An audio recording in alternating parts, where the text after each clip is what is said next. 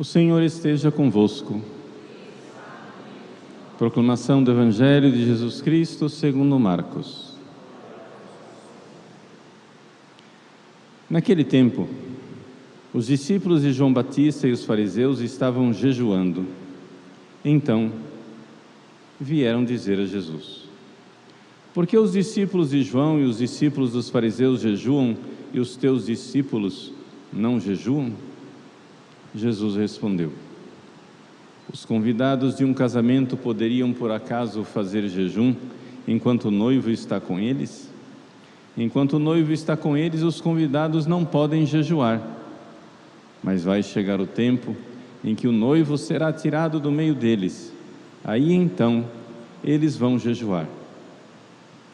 Ninguém põe um remendo de pano novo numa roupa velha, porque o remendo novo repuxa o pano velho e a razão fica maior ainda.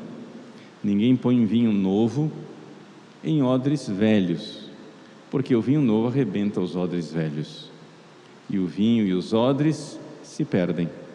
Por isso, vinho novo em odres novos. Palavra da salvação.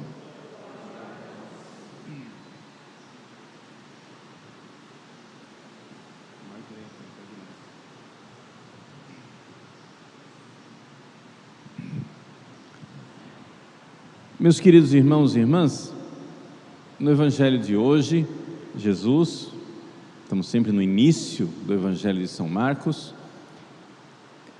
mostra a diferença do que ele veio fazer com essa ocasião, né, da pergunta sobre os jejuns, dá a oportunidade de Jesus ensinar o que ele veio fazer. Vamos por partes. Primeiro, a pergunta é feita a Jesus sem malícia, pelo menos é assim que no contexto do Evangelho de Marcos se apresenta. É simplesmente algo que causa espécie, causa admiração, causa espanto. Nós estamos numa sociedade, toda ela montada ao redor das prescrições do Antigo Testamento. O que é o Antigo Testamento? O Antigo Testamento é a revelação de Deus, e lá no Antigo Testamento havia, para a gente tentar resumir o que é que havia antes de Jesus, havia 3 tipos de preceitos. Havia preceitos que a gente poderia chamar de preceitos naturais, que estão resumidos nos 10 mandamentos. Ou seja, aquilo que são leis que já estavam escritas por Deus na natureza das coisas desde a criação, e que o homem, com a sua inteligência, pode tranquilamente descobrir essas leis. Aliás, vários povos descobriram, pelo menos em parte, essas leis, as leis dos 10 mandamentos. Não precisa você ler a Bíblia para saber que não matar é um preceito. Não precisa você ler a Bíblia para saber que você tem que respeitar seu pai e sua mãe. Basta ter um pouco de inteligência. Se não houver esse tipo de relacionamento, de respeito, de confiança mútua, não tem família, não tem educação, não tem ser humano. A criança não pode começar invertendo as coisas e dizendo: eu sei, papai e mamãe, vocês vão me obedecer. Dá tudo errado. Não precisa de 10 mandamentos para saber que tem que haver algum tipo de limite na atividade sexual. Não precisa dos 10 mandamentos para saber que tem que haver limite também no uso das coisas, o roubo, né? Como é que nós vamos usar as coisas materiais e assim por diante. Todas essas verdades, elas estão inscritas por Deus no ser das coisas. Mas o homem, com o seu egoísmo, tem dificuldade de enxergar. Deus, para facilitar a nossa vida, por assim dizer, o que é que Ele fez? ele se revelou a Moisés e deu as tábuas da lei, 2 tábuas, mostrando os direitos de Deus e os direitos do próximo, os deveres que nós temos para com Deus e os deveres que nós temos para com o próximo. Os deveres de Deus, os 3 primeiros mandamentos, é a primeira tábua. Os deveres para com o próximo, os outros 7 mandamentos. E pronto, isso já estava lá no Antigo Testamento. Quando Jesus veio ao mundo, isto não foi abolido. Os 10 mandamentos continuam valendo. Mas no Antigo Testamento tinha também outros 2 tipos de lei que Jesus aboliu. O primeiro tipo de lei eram leis relativas à organização jurídica do povo de Israel. Por quê? Porque no Antigo Testamento Deus se organizou através de um povo, e era um povo que tinha um governo político, tinha que julgar, como que julga os crimes, como que resolve as situações sociais, etc, etc. E Deus então deu um código básico, fundamental, de orientação de como é que se deve orientar esse povo. Isto foi abolido com Jesus. Por quê? Porque Jesus veio instaurar o novo povo de Deus, e o novo povo de Deus não é mais um povo, o povo de Israel. O novo povo de Deus é o corpo de Cristo presente em todos os povos. Então isso é uma coisa interessante, e é importante, tem consequências relevantes para o nosso dia a dia. Nós, cristãos, católicos, sabemos, Deus não veio instaurar um regime político.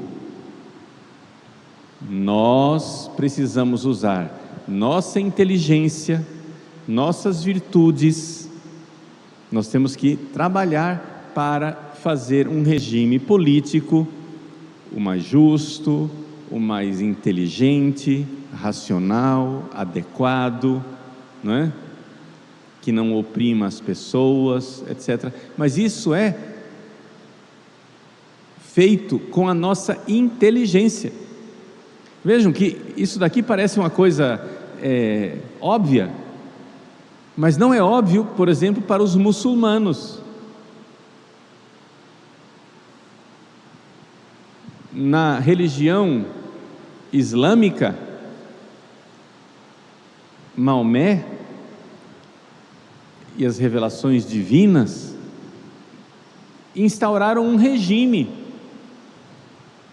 tem um jeito de governar, tem leis que precisam ser aplicadas, a Sharia precisa ser aplicada, né? Na casa da obediência, no Islã. Então, vejam, é interessante nós vermos por contraste. Isso aqui é só para a gente notar, eu não estou aqui falando mal dos muçulmanos, eu estou fazendo um contraste para você notar quem nós somos. Por quê? Porque em tempos de crise institucional, como nós vivemos no Brasil, muitas pessoas ficam esperando uma palavra da igreja que nos diga. Pessoas no meu site mandam perguntas: padre, o que é que nós devemos fazer para resolver o problema político e institucional no Brasil? Resposta: a igreja não tem um regime, a igreja não tem uma solução política, a igreja tem o Evangelho que deve inspirar as pessoas, e tem uma convicção de que a nossa racionalidade, a nossa inteligência, quando virtuosamente aplicada, pode promover soluções contra ditaduras, soluções contra a opressão dos povos, solução para dar mais liberdade às pessoas, etc. Somos nós quem temos que construir essa solução, seja olhando para aquilo que a história e a tradição já nos deu, porque nós temos 2000 anos de experiência de cristianismo, seja de forma inovativa, criando soluções que antes não existem. Então, vejam, os católicos, eles existem em países organizados em regimes diversificados. Então, existem católicos em monarquias parlamentaristas, existem católicos em repúblicas, e existem católicos, infelizmente, em regimes ditatoriais. Não que eu esteja aprovando os regimes ditatoriais, mas estou dizendo que a igreja, ela com o seu evangelho, com a racionalidade, ela transforma os regimes. Foi o que a gente sempre fez, mas a gente faz isso no campo político, social, sem aparecer com a Bíblia e dizendo assim: está aqui na Bíblia como que tem que ser organizada a política. Não, a Bíblia não tem essa solução. Nós vamos ter que usar nossa inteligência, vamos ter que ir no parlamento, temos que debater, parlamentar, né? Temos que debater para construir essas soluções, esperançosamente, soluções que não precisem agora inventar a roda, porque afinal das contas, já temos 2000 anos de cristianismo.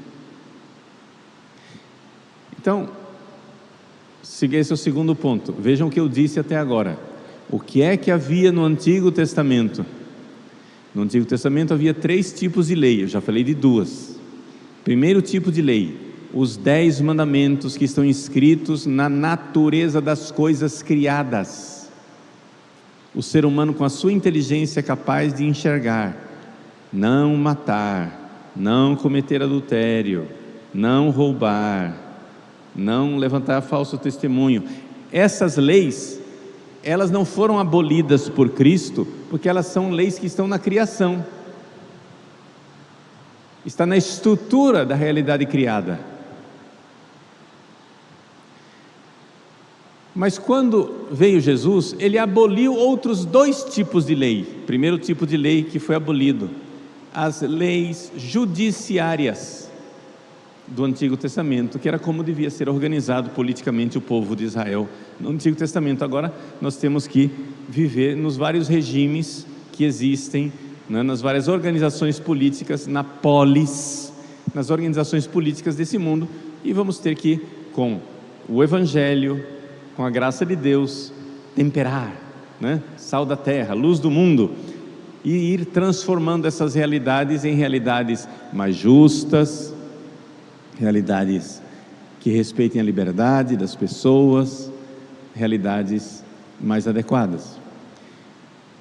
Mas então as leis judiciárias do Antigo Testamento foram abolidas, e as leis, terceiro tipo de lei, que eu não falei e vou falar agora, são as leis de culto.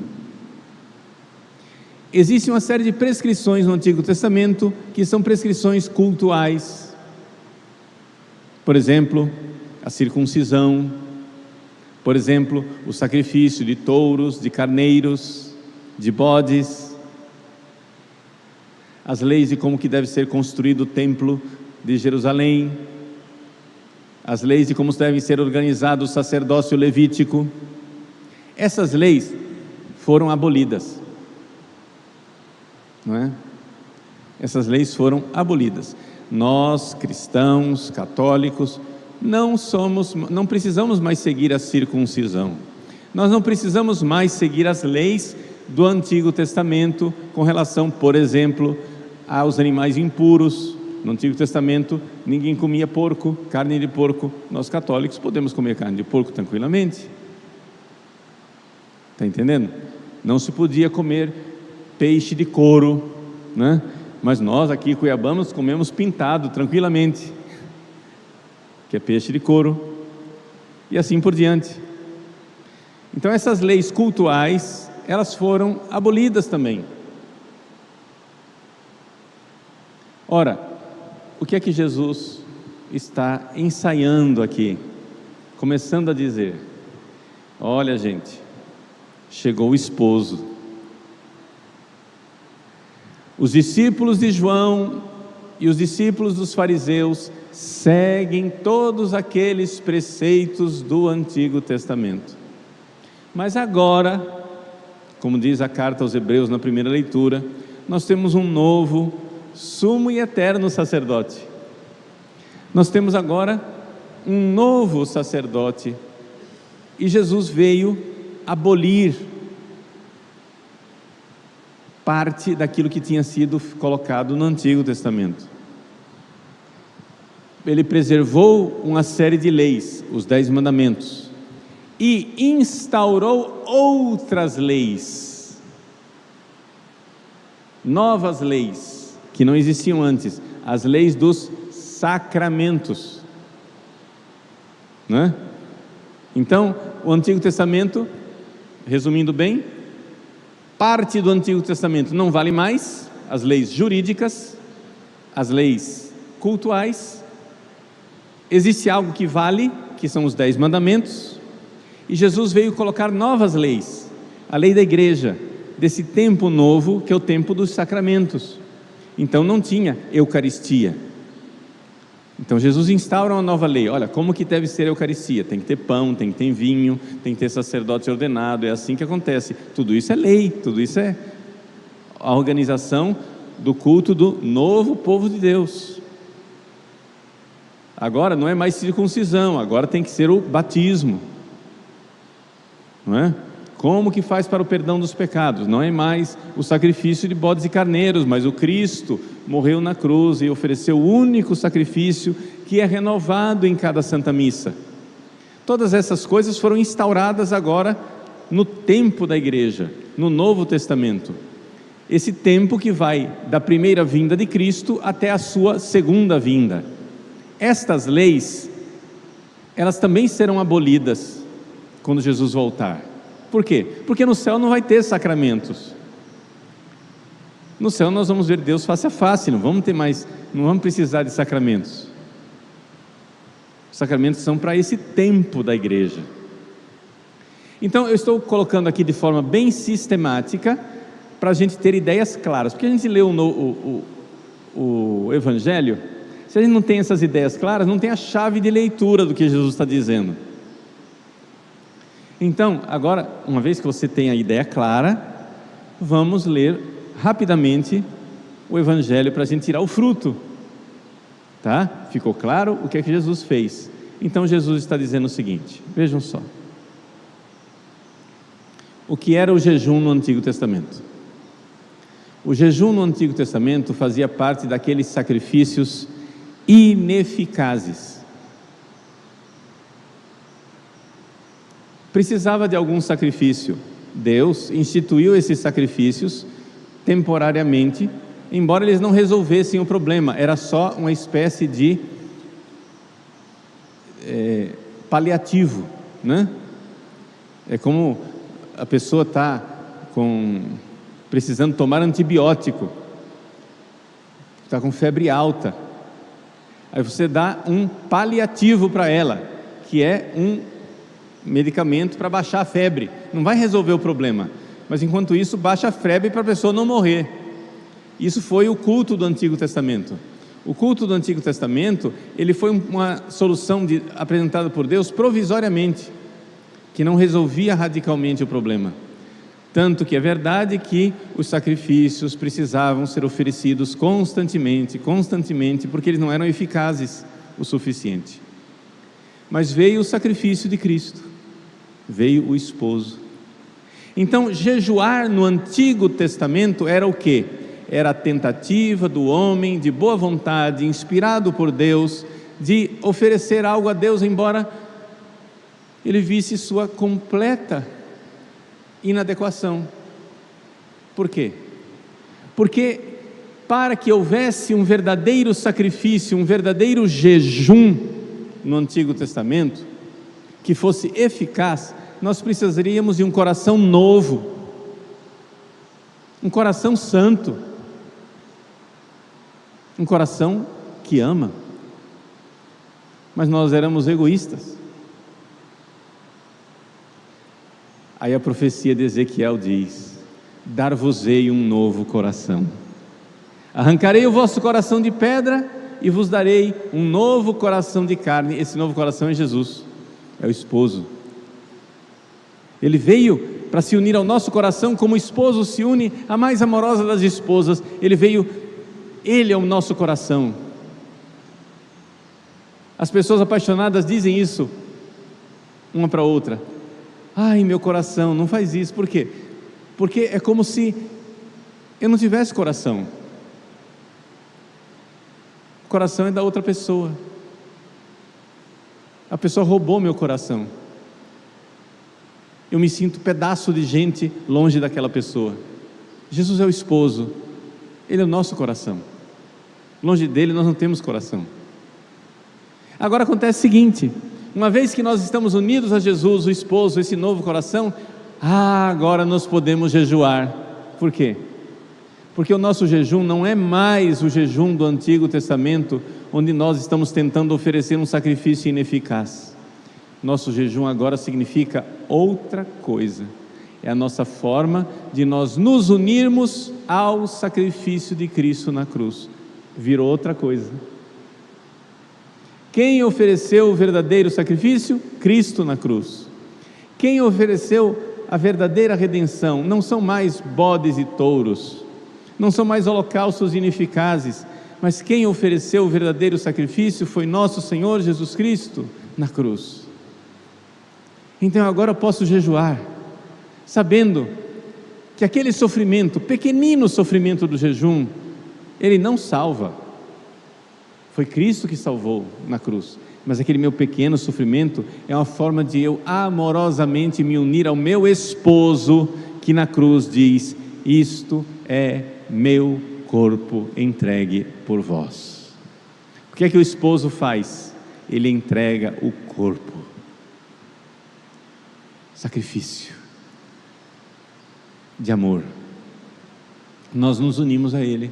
Então todo sacrifício que você fizer, jejum, vigílias, rezar de joelhos, dormir no chão, peregrinações, abstinências, tudo que você fizer, você sabe que não é você quem está salvando. Vejam que liberdade que Cristo nos deu, vejam que alívio, vejam que peso Ele tirou de nossas costas. Nós não temos mais a necessidade de oferecer sacrifícios salvadores, nós oferecemos sacrifícios que nos unem ao sacrifício salvador. Tudo que nós fazemos é tomar posse, nos unirmos, unir o nosso coração a esse grande amor que Cristo realizou na cruz, e por isso é necessário jejuar. Diante dessa luz, agora você pode então ler o Evangelho de hoje tranquilamente. Olha como agora as ideias ficaram um pouco mais claras. Os discípulos de João e os fariseus jejuavam, e alguém pergunta para Jesus: por que seus discípulos não jejuam? E Jesus então diz, né? Vocês estão querendo colocar remendo novo num pano velho. Quem é o remendo novo? É o jejum do Novo Testamento, é o jejum dos católicos, é o jejum dos cristãos. E o pano velho é o Antigo Testamento que precisa ser abolido.